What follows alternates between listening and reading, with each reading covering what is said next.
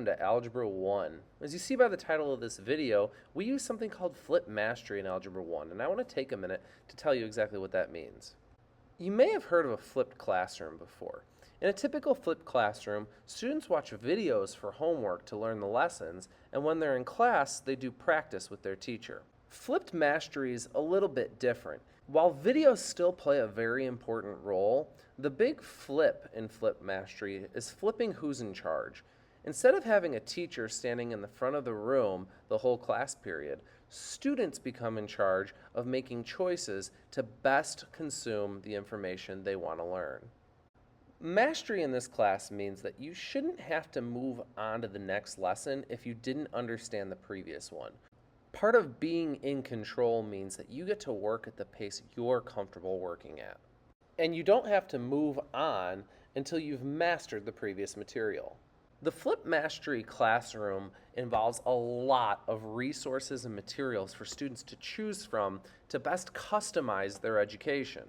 To find these resources, you'll open up the Schoology app and go to Algebra 1 and click on the unit that you're learning. Here you'll find videos, notes, practice activities, and mastery quizzes.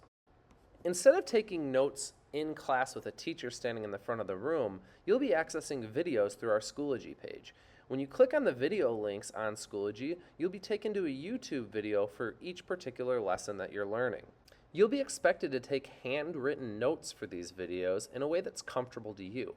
However, you'll also have access on Schoology to a complete answer key for notes that are a little bit more detailed than what you'll see in the video.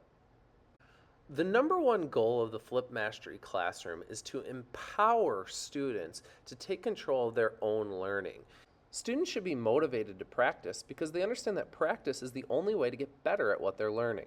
In this classroom, it's the teacher's job to provide students with choice, and for students to make the choices that will best lead them towards success and learning. For each lesson, students will have access to a video lesson, a notes key, an old homework assignment with a provided answer key, some other practice activity, and additional resources upon request.